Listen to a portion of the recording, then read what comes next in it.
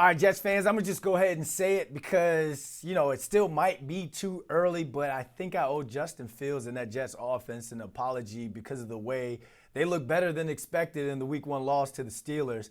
But I'm only going to apologize if Ross Tucker of the Ross Tucker podcast says so. Ross, thanks for hopping on with this, man. Let's get straight into this because I was very encouraged watching the Jets football, the offense for sure. Aaron Glenn says that he doesn't do moral victories, but would you call the Jets' loss to the Steelers a good loss? I would say it was a good loss for the offense, that's for sure. I mean, I can't remember the last time the Jets' offense looked that good. That was awesome. I loved it. I mean, it's funny because with the first game, you never really know that much. How much of that was Justin Fields? How much of that's the new OC? Tanner Engstrand, but guys were open. That's about as good as I've ever seen Fields look. The O-line, even without Vera Tucker, looked like the Jets' offensive line they've been trying to build for years. I mean, I think you could argue that they might have the best pair of young tackles in the NFL. I love Olu Fashanu. Membu was awesome. I think they're 21 and 22 years old. So I would say, offensively at least, very, very encouraging. The funny thing is, it was like the opposite of all the recent, Jets games over the years, right? Where usually it was the defense gave him a chance to win, but the offense couldn't get it done. This time it was the offense that gave him a chance to win, but the defense couldn't get it done. Yeah, that would be weird if that is going to be the DNA or the makeup of the Jets. The offense is giving them chances to win, but the defense on the back end is kind of giving it up and giving up points. And I'm glad, I'm glad Justin Fields is kind of getting his flowers. I know it's only one game, but throughout the course of training camp, both he and the offense were getting all types of negative comments and tweets throughout training camp and preseason. But then he goes out there, puts up 30 plus, and has himself a solid day. I got kind of a two-part question here. Do you think that the Jets could have a top 10 offense this year? And do you think they'd at least, if not top 10, you think they'd exceed expectations? Top 10's pretty high, man. Anytime people say stuff like that, you have to then sit there and, it's like when people say this guy's a top 10 quarterback. You sure about that? Why don't you go through and actually list them and tell me if you're really taking that guy over these 10 I'm about to list for you. Top 10 is high. Now, is it a possibility?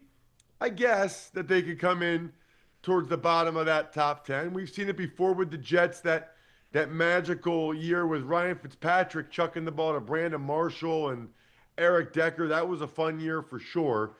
I think that's probably a little bit high. But listen, the Steelers historically have a pretty darn good defense.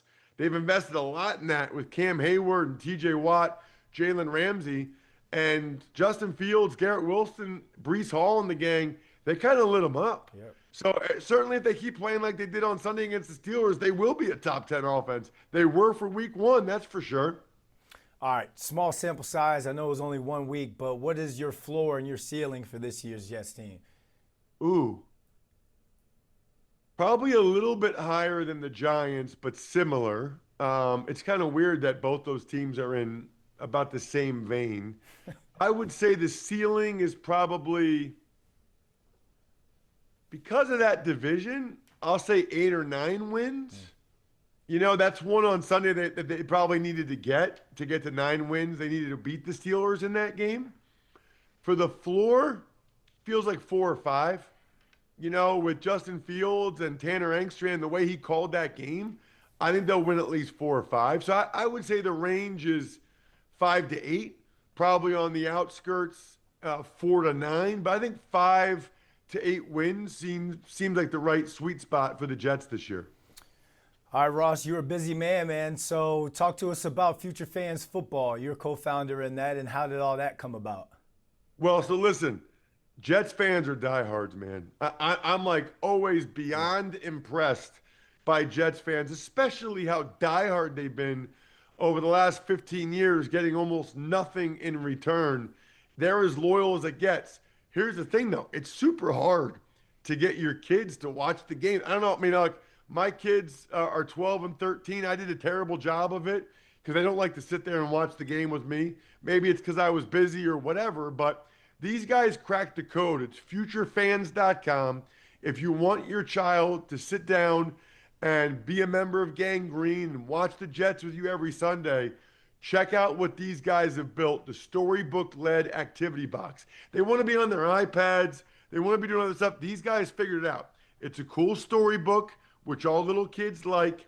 Then it's an activity box. They like playing the games, the ring toss, shows them how you get first downs in NFL football. It works, man. I mean, I've seen so many videos now, and I've talked to so many people that it works, and their child actually watches every game every Sunday with them. So you might think you're getting your child a gift for $60, but it's really a gift to you, for yourself, for the next, hopefully, 20 years of being able to watch the Jets with your child. It's called futurefans.com.